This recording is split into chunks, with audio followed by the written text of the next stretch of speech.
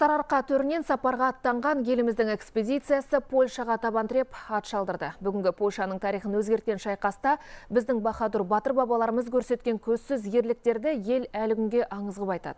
15 ғасырда поляктар крес жорығына шыққан жаудың бетін қайтарғанда әскер сапында Дешті Қыпшақтың жау жүрек әскері де болған. Бұл жөнінде Еуропаның тарихшылары жиі жазып жүр. Бабалар ізімен экспедициясы Польшада жергілікті ғалымдармен сұхбаттасып, генетикалық сынама алды. Тақырыпты осы керуен сапындағы әріптесім Асқарбек Қазанғап сабақтайды.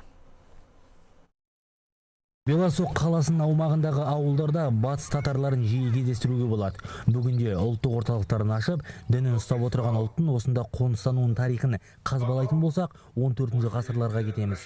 Ол дәуірде қазақ, татар, башқұрт секілді халықтардың бәрі Дешті Қыпшақтың құрамындағы бір ел болатын. Моңғол шапқыншылығы кезінде Еуропаға ойысқан бабаларымыз бүгінгі Польшаның тарихын өзгерткен маңызды шайқаста жеңіске жетуге тікелей көмектесті. Тевтон кресшілеріне Жәлеләддин басқарған қол тойтарыс берген. Біздің бабаларымыз жеңіске жетуге үлкен себепкер болды.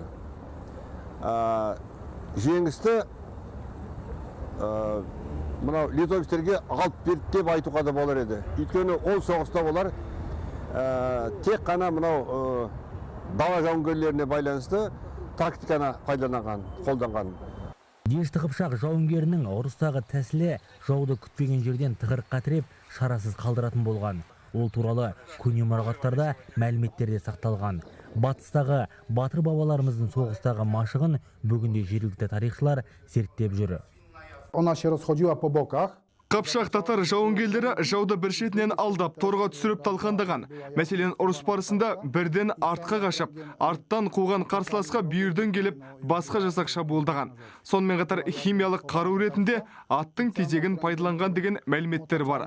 Оны әлде болсын зерттеу керек.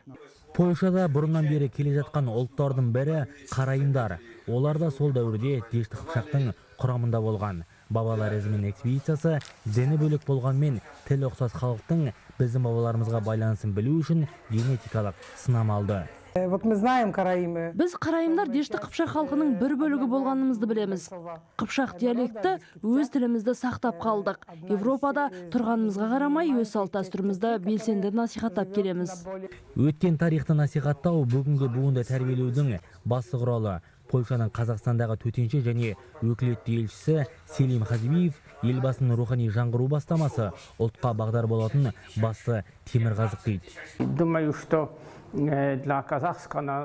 Менің ойымша, қазақ ел үшін, сонымен қатар Азия халықтары үшін де рухани жаңғыру бағдарламасының маңызы зор. Өйткені тарихты түгендеу, салтты сақтау, дәстүрді дәріптеу арқылы ғана ұлт өзін сақтап қалады. Біз тұрған Польшадан Антарктидаға дейін 14.630 шақырым екен.